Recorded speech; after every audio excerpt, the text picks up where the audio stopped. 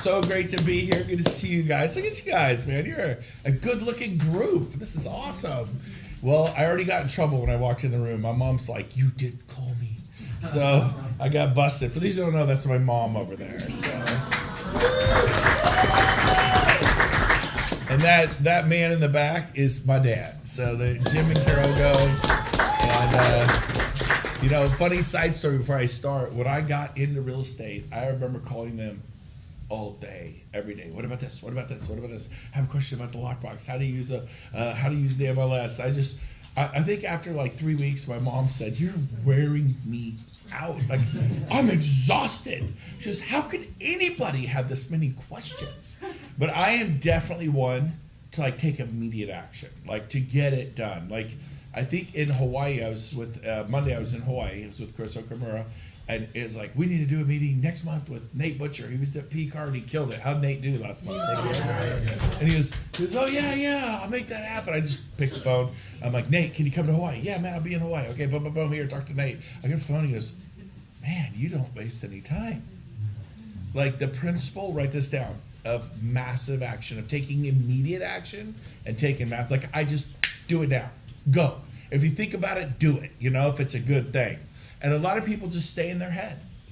Tony Robbins says you stay in your head today. So I'm going to dive into my topic, and we're going to put this gently on the wall. By the way, I hope JJ's your lender, but if he's not, find a great one. But you should be on the phone with your lender every day.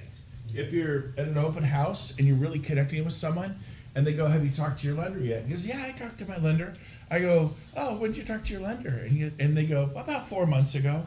And then you say, "Oh my gosh, so much has changed in 4 months. There's whole new loan programs, interest rates have come, there's closing cost credits, there's so many things that happen.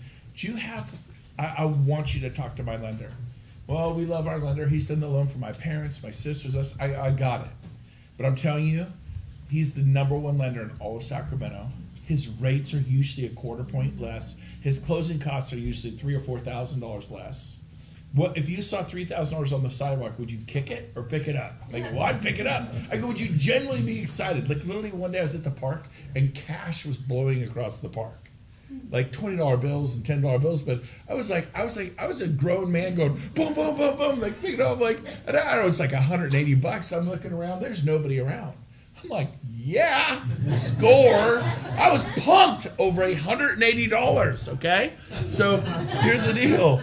$3,000 is a lot of money. I can promise you this: if you'll have a discussion with my lender for 60 seconds, your lender will lower the rate probably a quarter point, and the closing costs $3,000 or $4,000 to compete. They will sharpen that pencil, the one you love. And you think, well, what's a quarter point? Well, let me tell you what a quarter point is. Over 30 years, it's like $30,000. So we're not talking about $3,000. We're talking about $33,000. It's a 60-second phone call to my lender, JJ. Would you at least just have a discussion with him? Again, go back to your lender. Use your lender. But when you tell him you talk to JJ Mack, he's going to go, "Ooh, I got to compete." And your rate's going to come down. Your closing costs are going to come down. How do you think people respond to me in an open house or anywhere when I talk to them like that? Do you talk to people like, "Well, I don't really care who they use"? You're new. Right? You're new because you will get to the end of your escrow and they're like, "I can't reach Cheryl." Like, "What do you mean you can't reach her?" Like, "We can't reach her. We haven't seen her in a week." "Where's Bill?" "He went to Mexico." "Oh, on vacation?" "No, he fled the nation." Like, he's out of here. I've had these things happen, and you definitely want to have your lender and your title company and your escrow officer when you can. You fight for your general contractor because he's going to do it right.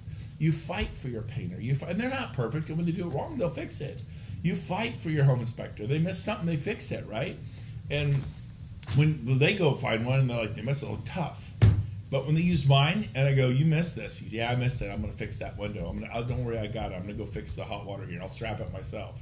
And so, those things happen. So I just want to tell you, you and your lender need to be like this. You need to talk to your lender constantly. And same thing with your escrow officer. And same thing with your title rep. You should, these are your team. I don't have a team. You have a team. You guys online, you have a team. Well, the thing blinked at me when I did that. People like that. So here's the deal. You all have a team. You have a transaction coordinator, you have me, you have John Jennings, you have the people in this room, you have your stager, your photographer, your painter, your person who cleans up. Well, I don't do that much. Assemble your team. Meet with your team at Panera Bread in 2 weeks. That means you get your title rep over there, get your mortgage officer over there, give them a couple weeks notice. Go, hey, we're going to have a meeting team, your general contractor, and they all refer you. Go, let's love on each other. Well, this is a tough market. Yes, it is a tough market. Come together. Come together and step up and just say, we got this, right? Because there's trillions of business being done, trillions of dollars, not billions, trillions. And the market is massive. People are thriving and succeeding right now. And if you're like, it's hard, look at my shoulders, they're slumping down. What you focus on expands. You know what? And I'm not going to deny that it's not a tough market right now, but you're going to step up, put your chest out, and go, let's get it on. Let's get it on. Could you talk to 20 people today? You could. Will you? I don't know. Write this down. Ready? Here's why you're going to make it or fail. Hunger is your number one asset. Hunger is your greatest asset. Hunger. And some of you are like, I don't know if I'm willing to do that. You ain't hungry. You're not desperate. You don't want it bad enough. So today, I love doing mindset and all this kind of stuff. I'm going to stop. I'm going to go into actual practical, like, here's how you get it done, some tips to help you sell more. Ready? And I'm going to attempt to do this in kind of a fun way. So instead of just, here's how it's done. So here we go. Who could tell me what this is? It's a box, a rectangle, square, right? And then who can tell me who this is? That's your buyer. No? Buyer? That's a good one. It could be your buyer. Your buyer's in a box. What else could this be? Your rescue officer, your mortgage broker? Steve said it's you, yourself. You are right. This is you. This is you. This is your buyer, right? Outside it. Outside the box. And right here, let's see if I can do a little drawing. That's really bad. That's a champagne flute. Okay? This is your buyer with champagne taste and a beer budget. Right? I just was in Tahoe wanting to buy a second home for my family. And I'm like, this is terrible, right? And I wanted, how many of you want the ugliest $300,000 home, $500,000 home, $1 million home, $5 million home? Like the worst home for your money? Nobody. It doesn't matter whether you have $250,000 to spend on a condo, $500,000, $1 million, $5 million, 20. One of our EXP agents just sold a place in Florida at $22 million. And the guy got it for $19 million, and he's so excited. Like, that's a different kind of buyer, right? but he didn't want to spend more than $20 million. But it was a $22 million home he got, and he was able to get it for $19 million. Everybody at every possible level. I was in Incline Village. I want to be a resident of Nevada, right? Incline Village, a little piece of Tahoe. But because of that, it triples the price of everything. Literally tripled, and then it was like a wet dog lives here. For a crazy amount of money. And I remember being depressed after looking at property there. So everybody has champagne taste on their budget. So your buyers put you in a box. So how do they put you in the box? Make sure they can see this online over here. How do they put you in a box? Anybody want to guess? I'll give you parameters. Parameters, okay. So Barry, give me an example of a parameter a buyer would say to you. I need to live in Orangeville. Okay, so Orangeville. Okay. I personally have never had a buyer say that, but I'm just saying, it's usually Granite Bay, Folsom. But hey, to some people, Orangeville is the toast of North Highlands, of Citrus Heights, It's like, woo, moving on up, Orangeville. For those of you online, Orangeville is not our best city. Now, for those of you that live in Orangeville, I'm sorry, it's true. Now, okay, so Orangeville, how about, they can give you a city. What's another way they put you in a box? Price.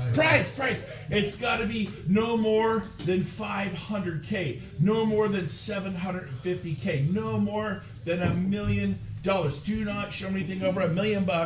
And now, if you're Orangeville, you're doing okay. You can find stuff, right? But if it's GB, Granite Bay, or EDH, El Dorado Hills, right? So that's funny, Barry. So told you we'd have fun today. So price is one way. What's another way they put you in the box? Square footage and Menu. I was at Starbucks. I was screaming and yelling at you inside. You just drove by like this. You totally like watch the hand. You didn't? Did you know I was in there? I'm like literally by the window. You drove right by. Did you see me? I was 5 feet from you, chimping out, going crazy. Did you see me? You did. You totally shit. You did. All right. So sometimes they put you in the box because you're on timeout. But where was I? Square footage. So it has to be 1,500 square feet minimum, or 2,000 square feet minimum, or 4,000. Look, that'd be there. 4,000 square feet minimum. Is that right? Right? I mean, it can't be less than 3,000 square feet. What's another way they put you in the box? I only want my payment to be. I only want my house payment to be. That's good. So the payment has to be no more than 3,000 a month payment, right? Good. Are we on a $19 million, no more than 300,000? That could be it. Yeah, exactly. What's another way they put you in the box? And I'm gonna ask it. I want you guys to get this. Keep going. What's another way? age of the house. Age. It has to be. What do you hear? It has to be 2,000 and newer. Yeah. So it has to be 2,000 plus. We're talking about the year. Okay. Has to be updated. Oh, no HOA. Well, that's a fair request. HOAs are horrible. I'm not even gonna write it on the book. I'm like, it's like. I think the bed bath counts. That's like voting for Gavin Newsom if you live in an HOA. Let's not get political. Now, how about this? How about, I can't believe no one said this. Someone probably said it, I didn't hear. I have to have 3 bedrooms and 2 baths. Oh, yeah. Did anybody say that? Yeah. That's like the first one they say. Did anybody say it? You did. I knew I didn't hear. Who said it? Barry again. Barry! Said it quietly, so I It, wouldn't. it has to be a 3-2 in No, I'm Orangeville. sorry, it has to be a 5-4. No, 3-2 will work. Or they do a 4-2 or a 5-3. Has to have 5-bedroom unit. How about this one? Has to have a 3-car garage. You ever get that? Yes. So you get the 3-car garage. And, I'm going to speed it up. It has to have a pool. It must have a pool. It's got to have a view. The lot has to be 0.25 of an acre, or 0.50, half an acre, or at least 1+ acre. I want to live in Loomis. I want to live in Newcastle. These are ways they put you in the box. We all agree? Yeah. So order takers get crushed by this. You're like, they want a 3-2. It's got to be in Roseville. Has to be under 500,000, and it has to be 2,000 and newer. And they look, and you put in all those parameters, and what do you find? One listing or nothing at all. Okay, so you want to be a successful agent, you have to get yourself out of the box. How do you get out of the box? You kick down walls. You expand the walls in every possible direction. So how would I do that? Well, they would say stuff like, I want to live in Roseville, right? And so you look in Roseville. I remember my whole career, everybody like, it's a good step up, Taryn. We're in Roseville right now. And I'd be like, well, they couldn't afford it really, right? So there's a place in Citrus Heights next to Roseville called what? Anybody know the name of that place? Roseville Point. Roseville Point. It's called Roseville. We didn't pick that as one of our cities. There is no Orangeville Point. But anyways, just saying. All right, so Roseville Point. I go, and I show them pictures of it, and it looks like West Roseville. It's right next to West Roseville, but it ain't West Roseville. Hey, how would you like to live in Citrus Heights? Sorry, if you live in Citrus Heights, sorry, you'll make it. Now, anyway, so some people, right? But here's the deal. Nobody goes, oh, I've always dreamed of vacationing in Citrus Heights. I've always wanted to live there. Now, some people, Citrus Heights is the dream, and I'm not making fun of people, but right, there's the really bad area, then there's Citrus Heights, which step up, then there's Fair Oaks and Orangevale, then there's Granite Bay, Folsom, El Dorado Hills, and then you throw Antelope is kind of the step up from North Highlands, right? And so if they want to live in Antelope and they can't really afford it, I go, look at this home. It's beautiful, right? And it's just across the line from Antelope. And I don't say, hey, I found a home in North Highlands. Right. When they want to live in Granite Bay, do I say, hey, I found a home in Orangevale? I've sold many homes in Orangevale to people who want to live in Granite Bay. The price is dramatically different. Are you with me? People got to live in Granite Bay or Loomis. Where do I sell homes? Penryn, West Auburn. Well, they didn't say that. They said it had to be. And I go, hey, look at this home. Look at this home. Like, oh my gosh, I didn't see this on Zillow. I didn't see this on Redfin. Because you're taking them out of the box. And you go, yeah, it's right there. You know where Auburn Folsom Road is? It's right there. They don't realize here's the cutoff. Here's Auburn Folsom Road. It poked through to Penryn or to Newcastle or to West Auburn. And they look at the home beautiful. I go, let's go look at it. And they go, oh my gosh, we love this. Okay, just real quick, I just want you to know, you're in West Auburn right now. Are you serious? This feels like Loomis or Newcastle. I had no idea. I go, I know. And I go, what do you think? They go, we love it. And the price is affordable. Yes! Don't be an order taker. And I do this all the time. One of my favorite things is it's got to have 2,000 square feet. And I go, look, if it had the view and it had the pool and it was located in Orangevale and everything was great, but the square footage was 1910, would you do it? They go, yeah, I would. Okay. How about it's even got the 3-car garage you want, and you said you're going to settle for a quarter acre. Your dream would be to have an acre. It's 3/4 of an acre. It's in Granite Bay. It's under $1 million, but it doesn't have the 3-car garage. It has a 2-car garage. Would you, if all the other boxes were checked, would you do it? Yeah, I'd do a 2-car garage. So your goal is to back them up. And then, okay, you want Orangevale, a 4-bedroom, 2-bath. Imagine it's there. It's got the pool. It's got the white split rail fence. The sprinklers going through the pasture. Orangevale can be kind of a rural, nice little area. Isn't that better? I'm being nice now. And long story short, but the square footage is not 1920 because they had to have 2. It's like 1840. You go, yeah, I'd do that. How about it's over an acre and it's open floor plan? It's got it's remodeled, it's updated granite, it's spectacular, but it's $1,750. Yeah, I'd do that. How about $1,650? No, I wouldn't. So now I've taken them from 2,000 square feet, which was over here. Now that's 2,000 and newer the year. I've taken them down to 1,700 square feet. All the order takers were listening to them, and they're shopping in Orangevale for 2,000 or more square feet. Is there a difference in the price of homes and what's available when you drop it to 1,700? Yes or no? Is it easier to find homes with 2-car garages than 3-car garages? If it had everything you wanted and room to put in a pool, but there's no pool, but it had an incredible view. It's in Loomis. It's got your school district. It has, you want a 2,000 square feet, it's 2,300 square feet. And you want a 2,000 newer, it's 2016. Corporate transfer, the home is lights out. Would you buy one? I know a pool's an absolute must. You said you have to have it. Remember, they're putting you in the box. You're in the box. They're laughing their heads off with champagne, right? And then you go, would you do it if there was room to put in a pool? Maybe you could put it in 2 or 3 years, a year or 2 or 3. Would you do it? They go, yeah, I would. This is someone who said it had to have a pool.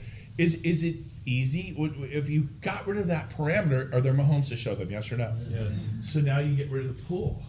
You do the same thing to view. I back them off. What if it had everything you want, but the home was $1,050,000? Would you look at it? Because we can always offer $900,000, right?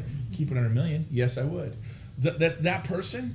Well, you ever had a buyer says, "Do not show me homes over $700,000."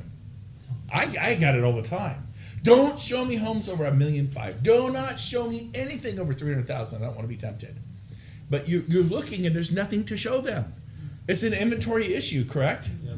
And you go, well, what if it had everything you want? I mean, the view, the pool. It's in El Dorado Hills, epic view, epic pool, waterfall. You got to paint a picture for them. But it was $1.1 million. I'm thinking we could still offer 9, maybe get them down 100,000 to $1 million. Would you let me show it to you? Yeah. How about $1.15 million? And here's my strategy. We offer 9. Let's say they don't budge past $1.1 million. We just pass. But what if someone had that amazing home, your home, at $1.15 million, and we offer 9, they come back at $1.1 million, we go to $975,000, they come back at $1.05 million, we come up to $1 million, that's it, our final offer, and they take it. What do you say about that? They go, yeah, I do that. So the order takers are going up to $1 million. Be go, because I am no flipping. Can I say that word? Yeah. I'm not a hamburger flipper. I'm no flipping order taker. I'm looking at homes for $1.2 million. Are you with me? Yes. Is it easier for me to find inventory? Yep. When they want El Dorado Hills, I show them Diamond Springs. I show them Rescue. I go, I find homes in Rescue. So here it is.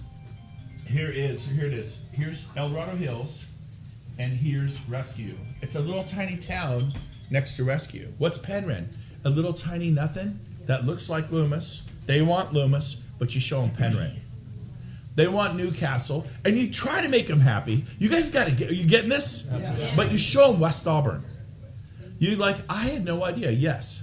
Would you say that buyers may know roughly what's on the market, but they might not be clear as to why they want it and exactly what's available? I think buyers are pretty clear on what they want, and they're putting themselves in a box.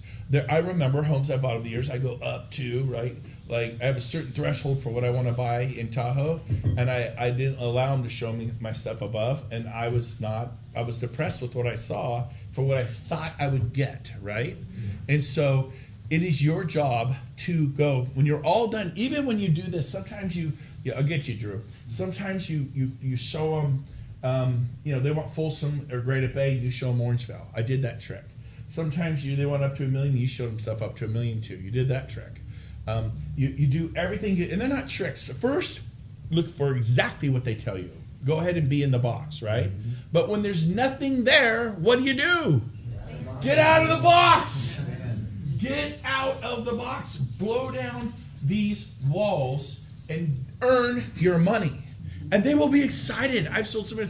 So here's what I do. You ever show them property to someone and you got 4, and the one they really want, you didn't realize that there were huge power lines. I've had that happen to me in Granite Bay. Massive power lines. And you can hear it. You go in the backyard, it's like zzz, and they're like, oh, do you think that would affect my kids? No, your kids are already dumb. I met your kids, like, they can't get any worse, They're like, my kids watch this stuff, right? They're like my kids. No, but anyways, so I told you we'd have fun here today, right? But I know. So yeah, I'm thinking of all kinds of stuff. Stop. Okay, so or the perfect home and it smells like pets, like strong pet odors, Or I've had the perfect home in West Roseville, and the guy lived there was just a chain smoker, and it was like in the house, deep in that house. They love it, but I cannot handle the smell of the smoke or the pet or the perfect home, but it backs up to 65. Right? We had a home that backed up to Foothill, and I did buy that house early on. And I think I was 3 years into real estate, and the price was so good, I bought it. It backed up to Foothill, right? Crunchy carpet and all. What? Crunchy carpet and all. Crunchy carpet? I had crunchy carpet? No, he remembers. Steve's another one. I don't remember the crunchy carpet. But anyways, so I bought it. My very first home I bought was in a neighborhood that flooded back in the early 90s when they had those floods, and there was 3 feet of water in every home in the entire neighborhood. But I didn't know it. Right? Well, I got there, the insurance company had fixed it. Wow, it's a great house at a great price. Well, found out later. I bought that house. We lived in that house. And thank heavens the city of Roseville fixed the drains that caused the backup, and it was fine. But people will buy. But so here's the deal. You have to find a way to get, but sometimes you do all this and there's still nothing. And I had this one couple in Antelope, I'll never forget. They were missionaries, Marco and Jill. And they're like, we have such a strict budget. It could be nothing over 175. And I showed them 4 homes, and honestly, we've been out for 3, 4, 5 weekends. They were depressed. I was depressed. Everything was 0 lot lines back then. And everything was just like a dud, right? There's just, even I was depressed after the 4 homes. This is where you earn your money, you guys. You gotta understand. I'm spending some time on this because it's where you earn your money. So I said, well, I happen to have this one house. Now may I have a piece of paper? For dramatic effect. So I'm a printer of the MLS. I print out stuff on paper. I folded it up. It was 190. It wasn't 175, and he was very clear about the 175. That was a wall in the box that wasn't going to get pushed out. Super budget guy, right? Just like me, right? I have many flaws. That is one of them. My budgets are, what are those? Now, so I folded it up and I had it. I call it in case you bomb. In case you bomb house. You've shown homes at up to $2 million. This one's $2.3 million. It's just way over the top. You've shown homes in Roseville up to $800,000, and they just hate everything. They're not happy. They're not from the Bay Area. If they're from the Bay Area, they want everything. They love everything, right? Because our price is so good. What can you buy in the Bay Area for $800,000? Sorry, I used to live there. I know. Case in point. So, what can you buy here for $800,000?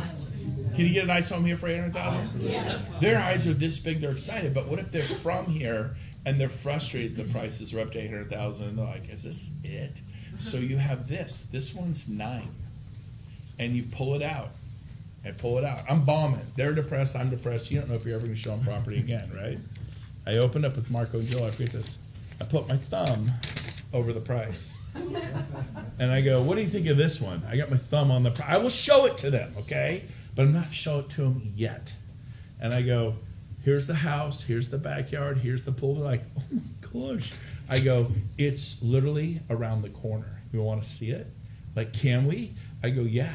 I go, do we have to make an appointment? I already called just in case. I told them we might be coming. And I told them we're looking at 4 homes. There's a chance I could show you, or do you want me to come or not come? Like, no, come, we'll be ready. I said, okay, I may call and say we're not coming, but so I walked over there. I walked him in the house, and it was like night and day. It was $15,000 price point difference. This home was awesome. They bought that home. They paid. I go, here's my strategy now before I show you this price, because you were very clear with me on the 175. It's over. I know that you just didn't even want to be tempted. We can go in. It's like 20,000 under, and hopefully they'll come to our price, 175. So I'm going to recommend we write the offer at 170. This was years ago, and the price of this home is 190. They're like, we love this home so much. Please write the offer full price. I cannot tell you how many times I've written full price offers on this home. Do you have it? I call it my emergency backup home. Do you have an emergency backup home? Stop just, well, that's all I got. And you wonder why you don't sell a lot of real estate. Are you with me? Yeah. I just got goosebumps. Was it just me? You too? You got tingles? I got tingles. So, Brent, okay, yes. Brent, Marco and Jill are now on 40 acres in Greenville. Yeah, yeah, up in the mountains. Yeah, they moved to 40 acres. So, yep, I'm aware of that. So we're gonna put this right here. You can take a picture of this. Don't ever forget this, okay? So, where's my phone? Where? Yeah, go ahead. I got time. I spent a lot of time on that, but you don't know. People like, I can only find 3 with the pool. Stop looking for pools. And Brent, I want to Yes. add for some of the newer people too, if you ever come across where you're not finding inventory, asking someone if they're like 4 bedrooms is a must, like, so 3 bedrooms and a den doesn't work. Because in California, it has to have a closet for it to count as a bedroom, right? It doesn't mean that it doesn't lot of times they're like, I need an office. I'm like, you need a closet in your office? Well, no. Okay, well, that's a den. It's not counted. So you need to be looking at 3. By the way, when you have one of those, put 4. Exactly. That people put 3, well, it doesn't have the closet. I got to put 3. Put 4 in the agent only comments. Put 4th bedroom doesn't have a closet, because when they search in Zillow and MLS, because you put 3, your home is invisible for your listing agents. Don't you ever put 5 when you have 6, because some people need 6. You know how many choices they have? None. So there's no closet. Big deal. They wanted a home office, or they're like, it's the baby. The baby doesn't need a closet. 6. I can put a And- closet in most bedrooms for about $1,500. Yeah, so you're not lying if you disclose it in the agent-only comments or the marketing. 4th bedroom is missing the closet, and that's it. That's right there. And have the vendors to be able to accommodate. Yeah. Right, like I'm about to save a deal getting $35,000 because I have 4 different vendors that can all do the work next week. Right? And I put it all together because I had those people, have the knowledge. But if you don't go and get those relationships and have that knowledge, you'll Yeah. Okay, we're gonna move on. Can I say What? one quick thing? What? Yes. Is this training good, you guys? Yeah. Okay. So Brent has these scripts where? In his subconscious. So you're hearing them and you're going, wow, that's amazing. And we're all inspired. But the question is, how do you execute it when you're with the prospect? The question I want you to ask yourself is, how do I put what he's saying in my subconscious? And the answer is, you go to the YouTube channel and you watch this 7 times. Yeah, this will be posted. What I just did. If on you the will YouTube watch this 7 times, yes, we're always, of course, inspired by Brent. That's why we all came, to get inspired. We're getting inspired. But if you can put these ideas in your subconscious, then you can execute it and close these deals. So you go to the YouTube channel. This is the note you make to yourself. I'm going to watch the recording 7 times. So I'm being clear in what the request is. So does that mean everybody in this room is going to do it? No. But you can. Yeah. And if you do this, this will make you a ton of money. Because Yeah. this is beyond gold. So, hunger is your greatest asset. Hunger will drive you to the YouTube channel, and you'll watch it 7 times. You'll take notes. You'll hit pause. You'll say, "Hey, let's get together Friday night, have a pizza, and have a viewing party." How many times? Well, James isn't here, but we used to sit in my office and watch EXP videos Friday nights. We thought that was cool. And you know what? It was cool. Now, who could tell me? Thank you, Eric. That was very good. Who could tell me what that is? Infinity. That's a Infinity around. I call it going subatomic. I call it atomic. And what do you mean? Like, who could tell me why this applies to real estate? So I'll show you. Bingo. Right. One guy got it in the room. Say it louder, Johnny. Showing. Showing. So here's your first home you're going to show. And here's another home. Here's a home. Here's a home. Here's a home. Here's one out in Lincoln. Here's one back in boom, a home and a home. You got, like, I don't really see we don't have that many anymore, right? But the market will come back and they'll do this. But maybe you only have 2 or 3. So they go this one, they go this way. It kind of makes sense to kind of follow, and you put it in your Tesla, and it tells you this is the best way to go for efficiency. We got them all mapped out, and this is what you do. This is how you go broke in real estate. This is how you starve. Like, this is the most efficient way. It's good for the greenhouse, good for the carbon gases. I'm sorry, when you show property for half a year every weekend, it's bad for the greenhouse. Your carbon footprint, you stinky. Okay, so here's the deal. You want to do it right. House number 1 is the worst home of the 7 you got to show. You go over here, all the way out to Lincoln, off 12 bridges, and it's your second worst house. Then you come all the way back here, out to West Roseville. It's your 3rd worst house. Like, I like to show bad $1 million homes. I like to show nasty condos. Why? Because I call them attitude adjustments. Write it down. I love, especially $1 million homes. They're like, oh my gosh, they want this. What happens is it helps them appreciate the good one. Are you with me? So I like this one. Bring your tool belt. Buyer gets to pick carpet and paint. What does that mean? What does that mean? It means we have animals. They've defecated everywhere. Or kids, and it's all nasty. Are you with me? Yeah. There's a reason, like, hey, we know the carpet's bad, the paint's bad, but we're not going to do it. We're just going to put our dirty laundry on the market and see who wants to buy our dirty laundry. It's the dumbest thing you could do, you know? Well, I can't afford it. Well, someone the lights turned off over there, and I'm just that crazy. All right, so then you go down here, then you go over here, then you go back here, then you go over here. Okay? And so you think this isn't very efficient. This is super efficient because what you create here when you show, and you end up, you go to, number 4, number 5, is really good. Number 6, is freaking amazing. And number 7, if I had to bet, they're going to buy number 7. Now it's out in Lincoln, but man, it had the 3-car garage. In fact, that one had a 4-car garage. That was a pool, and they wanted maybe a waterfall. It has 2 waterfalls. Haven had a slide for the kids. Even has room for a volleyball court. I mean, you look at it like, this one's good. That's always my last house. So here's what you want to create. Here, can you put this to the right of J.J. Mack on the wall? Thank you. So here's what you want to create. Right here. This is called momentum. You start off with the ugly ducklings and you build momentum. This is it's my excitement-ometer. When you show some lousy, horrible, stinky, pet-smelling, smoking homes, like there's one, I'll never forget, it was in Roseville. And they start with the marketing was, home has excellent security, bars on every window and door. That was like the beginning. And then I pulled up the pictures, and what does a home look like that has heavy bars all the way around it? It looks like a dream. Those are the best ones. Go show that home. Because they're like, oh, this is terrible. I'm like, well, hey, I know it's terrible. And then I go to a dog, they're like, oh, this is way better. Way better. You see the attitude adjustment? And then I go to the next one that's just, it's decent. Oh, yeah, now we're talking.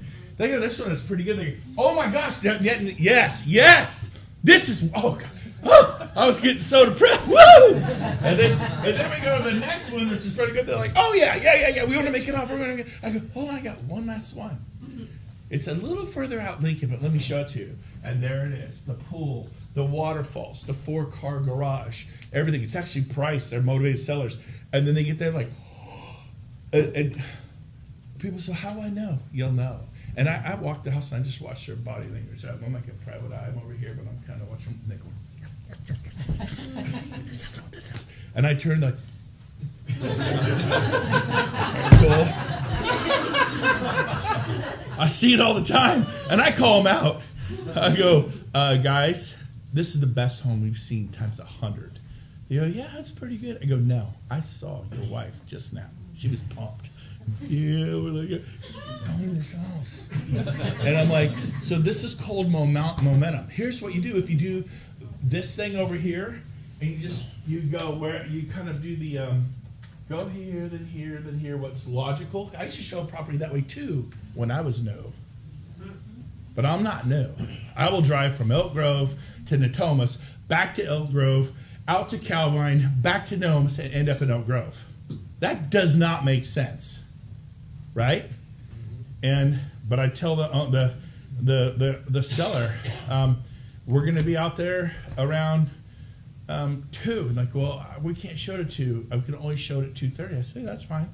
And then what I do is the seller could only show it at 2:30. And then I'm kind of getting appointments where I want them. This is what the seller had available. And they're like, okay. They don't even think, they just kind of follow you from appointment to appointment. And what happens here is this is how people, this helps them appreciate these. If they all look alike, I can't tell, they're all nice. If you do this, you'll sell a home almost the first time out, every single time. Okay? So I call this going atomic. So, any questions on that? Okay, next one. Okay, the next one I call this radio. What's that word? Anybody know? Active. Active, good. Radioactive, but not the word. So silence. Radio silence. Who could tell me the number one complaint of a seller, not a buyer, of a seller in real estate? Barry. Communication. Communication. By the way, it's the number one complaint of any industry, of any client-customer relationship, time after time after time. Communication. It just, I don't get anything to tell them. Call them. Hey, haven't heard from any agents at all. You have something to tell them. Hey, I called the agent who showed it last week, and they did buy a home. They bought this home at this price. It had another 500 square feet, and it came on the market 3 days after us, and it had a pool, and it was the same price we had. It's a fluid market. They're like, oh, that makes sense. But you communicate, or you go to the MLS if you're a seller, and it says, do they still have public and agent and public tags? Like, what do they call it? No, not the remarks. The little ticks on who looked at thing. How many agent? How many public have seen it? The count is it agent count, public count? What is it? Agent count and client count. Client count. Thank you. We got it. Am I the only one not selling right now? You guys should all know that. I've been out for 6 years, okay? Like, oh, you're outdated. Bull. These principles, nothing changes. It worked 20 years ago, it worked 10 years ago, it worked 5 years ago, it works now. You know, you keep doing what you're doing, you'll be bounced out of here serving snow cones at Dairy Queen. Now, so here's the deal. Radio silence. You call your seller and go, hey, we're up to, and I just add them together. So you look at agent count, 277. Client count, 147. Add up, we're up to 420, I didn't add it to you, but we're up to 423 hits on the MLS, which means 423 potential buyers and agents have seen your home. My marketing's working great. I'm so excited. Hopefully we get a bunch of sales this week. And then they'll come back, well, I'm really concerned because we haven't had anybody in a week. I go, you know what? This is a big red flag. I'm super concerned too because my marketing's working. The pictures are top notch. By the way, I'm a minimalist. I don't just show the hallway, the toilet, the like every picture should be. I'm like less is more. I'll do 10 pictures, not 100, right? I do 1 or 2 angles of the family room, not 9. You know, like come on, marketing brochures. Quit putting 100. I don't believe in 100 pictures. So if the picture's not like boom, good. When I get these photographers, they take a picture of the home. It's asphalt and then house. And if you look at the picture, half of it is asphalt, and they put the tar because there were some cracks. So you have varicose veins, little green line, house. This is a professional photographer. I call him up, and I'm just like you're a photographer. This is unacceptable work. Take your frame and lift it. I want to see maybe the sidewalk, the lawn, the house, and I want to see half my frame filled with blue sky. Don't you ever show me the asphalt again. That bugs me. Did I mention that? I mean, I get like, you're a photographer. This is not okay.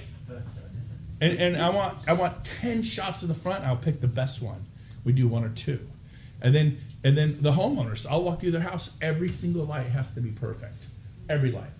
If these are all bright white, one's blonde, warm, take it out, put it in bright. If 7 of them are warm and then 1 or 2 are bright lights, take those down, go find the warm ones, they must match. You go to the bathroom. The bathroom they got all the round bulbs on there, whatever, and there's dust that has settled on them, and it's nasty looking. Now you can calm them down. I'm just like, unscrew them, throw them in the trash, put up some brand new light bulbs. It wants to pop. You need your house to pop. Are you with me? Yeah. And you got to be a little bossy once you get the listing signed. If you do these things before the listing signed, like you crazy. I'm not replacing perfectly good light bulbs. It doesn't matter. It matters. And I go, the home's vacant. You're in Granite Bay. You're safe. These blinds, they stay open the entire time. These lights stay on 24/7. The music, I tape the light switches shut. Do not shut off the lights. Agent's like, oh, I'm going to do everyone a favor. You ain't doing me a favor. You ever drive by the builders' model homes? They're lit up at midnight. I'm the guy at midnight going, I love to live here. Ooh, I'm looking through here, driving, looking at it, scrolling like Camelot. I'm marketing 24/7. Don't you turn the lights off. Well, I want to be good to the environment. Your home on the market for half a year is not good for the environment.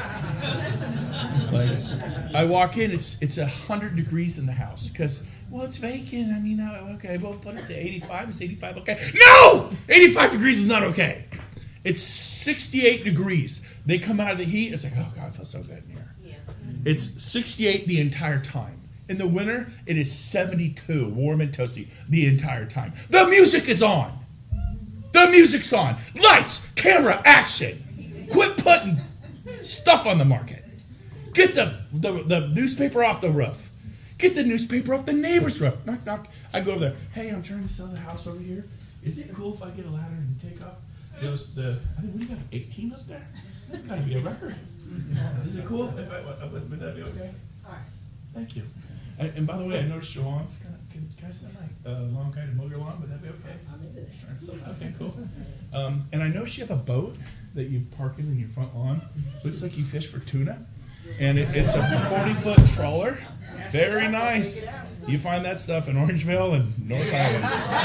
And just saying, that's if you want to know where the tuna trawlers are. Orangeville, North Highlands. I've seen them in Antelope. So you think, oh, I go, I speak at the truth, do I not? And I go, I will pay to have your motorhome relocated. Like, well, that's my motorhome. I go, dude, that motorhome's a boulder, a bounder. Those are built in the 70s. It's a square box and hasn't moved in a decade. I move boats. I move motorhomes. There's a trash pile 5 doors down because every once a week they pick up the trash and there's a stolen bicycle on the trash pile and there's a refrigerator and it's there. I pay someone to get rid of the trash pile 5 doors down. You're kind of intense. Yes! You want to win or do you want to get buried? Are you with me? I did way too much on listening, so I got to keep going. But man, lights, camera, action. Open the blinds.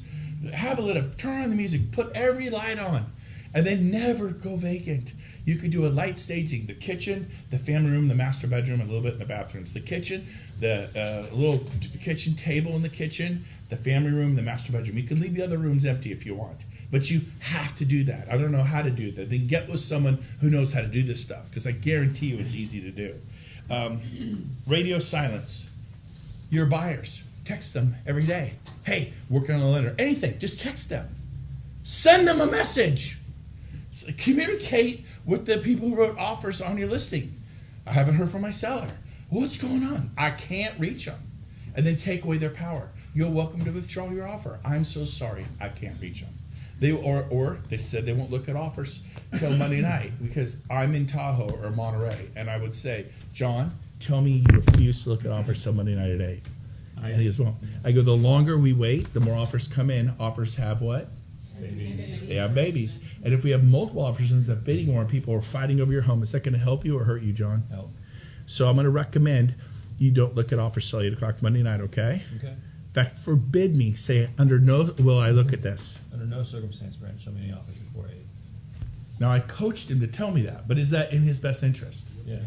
Is it also in my family's best interest? I'm at Tahoe for the weekend. That's okay. It's a win-win. Is it in the seller's best interest to wait, or is it to jump at the first one? What is it? Wait. To wait. Because the offers just get what? Better. Do you have any offers? Yeah. I'll grab a magazine. Right here. Right? I got an offer right here, baby. Oh my gosh, is there time? You better hurry. We could be there in 2 hours. Okay, I'm waiting 2 hours and 30 minutes. What do I have to do? I go, write your best offer. You call me from the front lawn. Tell me if you're writing it, and I will wait. If I don't hear from you by 2:30 today, I'm presenting that offer, and we're going to go. Now, if I told them we're going to wait till 8 Monday night, I'm not doing that. Are you with me? Yep. But sometimes I'm in a mode to present offers, and then the fear of missing out on the buyer. Are you with me? Yep. A lot of times you call a listing, and do you have any offers? Nope. Do you have any offers coming in? Nope. Your seller motivated? Yep. You always think that's good. As a new agent, that's very bad. Then I'll dig. I go, do you have anyone coming to look at the property? Well, yeah, we got a couple coming tonight at 6 to look at it. I go, do you happen to know where they're from? Yeah, they're from San Jose. They're from San Jose? I just sold the house. I tell my clients, they got a couple coming at 6 p.m. from San Jose. This home is $900,000. 4-car garage, view, pool, it's lights out. You love it. What will the couple from San Jose think about it for $900,000? What is their opinion? Oh my gosh, this is like free! And I go, we need to write now. You guys with me? Yeah. Okay. So there's so much to teach you. I'm going to wrap it up. So radio silence, communicate with your client. I'm going to do this. Paradigms. What's your seller's paradigm? What is your buyer's paradigm? Like I can't get him to look at property. I can't get him to look at property. Well, how do I do this? At their experiences, the last time they looked at property was 10 years ago, and their agent took them out from 9 in the morning till 5 in the afternoon. And they think looking at property is like a 8-hour process. Are you with me? And they're like, we don't have time. Well, and you're thinking, I don't have time. I only got 2 or 3 to show them. Tell them there are only 2 homes to show in your price range. It takes 10 minutes a house because I'm going to boss them in, boss them out. Boom, boom, in and out. You know, it takes 10 minutes a house. It's 20 minutes. You got 20 minutes. So remember, their paradigm is 9 hours. When you talk to me, it takes about 20 minutes. I'm going to show you 2 of the best homes money can buy for $3 million. I'm going to show you 2 of the best home money can buy for $250,000. 2 of the best homes money can buy for $750,000. I just changed the price point, and they're like, I got time for 2. And I go, but we don't want to buy till next year. Perfect. Let's just get your feet wet, get you educated. That way next year you'll have kind of a barometer. You'll have something to comparing against. I just want to get your feet wet and show you the market. And they're like, okay, couldn't hurt. Yeah, let's go look at homes. I show them 2 of the best homes money can buy. And then they're like, oh my gosh, I love this. We want to make an offer right now. This someone told me they won't buy till next year. Now you guys are like, well, interest rates could be higher next year, and the market could go up 5%. If the market goes up 5%, this $500,000 home, it's $25,000. If interest rates go up 0.5%, it's another $40,000 in interest altogether. That would be $65,000 that you're going to lose by buying next year. That's what we're taught to do. You should never do that because you're going. You're not smart. I'm smart. Here's the reasons why and they're all logical. I was not incorrect in what I just said. Neither are you. I just say no problem. Get alongside them. No problem. Give them a little background. No problem. You can buy next year, but let's just show you 2 homes the best money can buy right now. And then you just get your feet wet. It's going to take about 10 minutes a house, and then you can buy next year. They go, Hey, Brent, how come you don't just send me those by email and I'll say yes or no to them? yeah, that's the other thing. I never email properties. I'm finding stuff. I'm looking every day. I got a list, and I like this. Brent's sayings. I like that. Never wrote that. Is that you? No. Everybody in the room. Oh, that's funny. All right. Oh, yeah, they're trying to, yeah. My favorite one's Let's Go to McCooney's, Brent Gove. It's like, you really want my say, that's my thing. But where was I going with this now? Emailing. Oh, I would put my best buyers here, hot buyers. I remember one time I made a list of 28. I sold 19 of them a house, just right here. I'm not calling 100 people to sell one. I made a list of 28, sold 19, because I'm intense. I'm looking every day. Every day I'm looking. Eric, you got anything coming to the market? Cindy Silva, you got anything coming to the market? As a matter of fact, I do. Why, Cindy? Because my coach, Vera Workman, who I pay $2,000 a month to, challenged me to go on get 2 listings a week. And I'm thinking, man, I don't know. And the last how many weeks, how many listings you get? Because your coach challenged you to do something you weren't going to do. I got 10 listings and 2 buyers in 6 weeks. Hey. Woo! For those of you at home, you just fell over or you didn't hear her. In 6 weeks, she got 10 listings and 2 buyers. Listings have what? Hey. You get sign calls, neighbors, family, friends, co-workers, open house leads, internet leads. Listings have babies. Be intense. Be intense. Spell the word, whatever. Right? But here's the deal. Every morning, I would get on my list. It would say John and Valerie Jennings. They run a 3-2 in Roseville up to 450,000, and I had their phone numbers, and I'd be like, nothing. Hey, you got anything coming to Roseville? You got anything coming to Roseville? You got anything coming? Oh, I got 10 listings coming in line. Where are they? Please, I beg you. By the way, I got one coming in line. I'll share mine with you, and I share it. I network at top of it. I'm showing. Let's say I don't need you. I have Zillow. I have Redfin. My agent gets me on a tour. I will find properties for you that are off market. It will never show up on Redfin. You'll never see it in Zillow. If you're shopping from Zillow and Redfin, you are shopping leftovers. Write down that quote. If you're shopping from Redfin and Zillow, you are shopping leftovers. By the way, you mentioned you've been out looking off and on for half a year. I go, what if you saw something that really excited you at a great price half a year ago? Would you be living there now? Like a home that, like you're like, wow, what a great home. You had about half a year ago. You know why you didn't buy that? Because you're shopping leftovers. All the best homes get sold before they even go on the market. Tom Daves, what do you have coming on the market? Steve Hillier, what do you have coming on the market? You do that? Yes! My intensity level is high. Well, I don't know if I'm like you. Drink more coffee. Like, well, I don't know if that's good for my system. It's not. Being broke is not good for your psyche, right? I had more to share with you. Was this good today? Yeah. Can you go out and use this today? Yeah. Go out and do this thing and make a difference.